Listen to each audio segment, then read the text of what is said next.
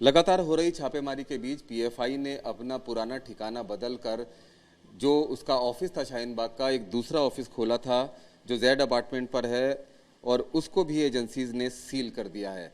यहाँ पर छापेमारी हुई जिसके बाद ये जो ऑफिस है इसको सील कर दिया गया। दरअसल एक हफ्ते में ही दूसरी बार पीएफआई के ऊपर देश भर में स्ट्राइक की गई है, और ये स्ट्राइक इसलिए की गई है क्योंकि एनआईए को स्पेसिफिक इनपुट मिले थे।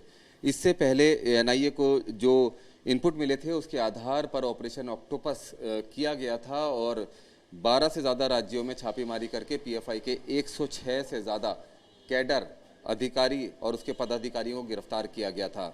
लेकिन पूछताछ के बाद और जो इनपुट मिले उसमें एनआईए को काफ़ी चौंकाने वाले जानकारियां मिली।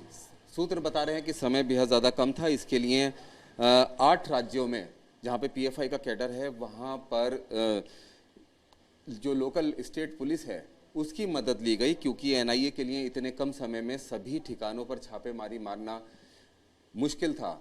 लिहाजा जो स्टेट पुलिस है, एटीएस है, उनकी मदद ली गई।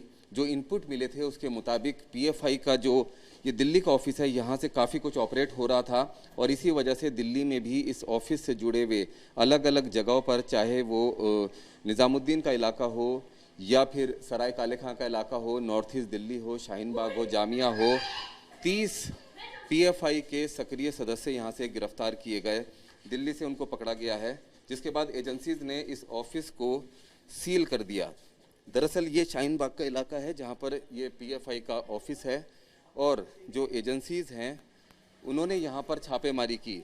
दिल्ली पुलिस स्पेशल सेल ने खास तौर पर दिल्ली के तमाम इलाकों में छापेमारी की है, और छापेमारी के बाद काफ़ी संदिग्ध चीज़ें बरामद हुई हैं। दरअसल एनआईए को स्पेसिफिक इनपुट मिला था कि पीएफआई अपने ऑपरेशन ऑक्टोपस के बाद जो उसका कैडर गिरफ्तार किया गया है, उनके गिरफ्तारी के बाद पीएफआई ने अपना प्लान जो है उसके दूसरे चरण को एक्टिवेट करने का निर्देश अपने तमाम कैडर्स को दे दिया था। दूसरे चरण का मतलब है, पहले चरण में पीएफआई ने हथियारों की ट्रेनिंग देकर अपने युवाओं को तैयार किया जो स्लीपर सेल की तरह अलग अलग इलाकों में मौजूद थे। वो दंगे कराने में एक्सपर्ट हैं, और साथ ही साथ दंगों के दौरान गैर मुस्लिमों को कत्ल करने की भी उनको ट्रेनिंग दी गई है।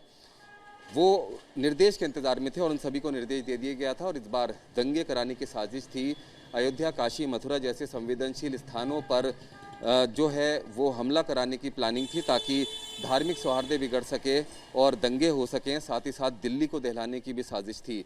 पिछली बार जो रामनवमी के जुलूस पर अलग अलग जगह पर हमले हुए थे, गड़बड़ी हुई थी, वो पीएफआई का ट्रायल प्रोजेक्ट था, और इस बार बड़े पैमाने पर पीएफआई उसको अंजाम देने की प्लानिंग में जुटा हुआ था। और इसी के लिए पीएफआई ने अपने सभी कैडर्स को निर्देश दे दिए थे।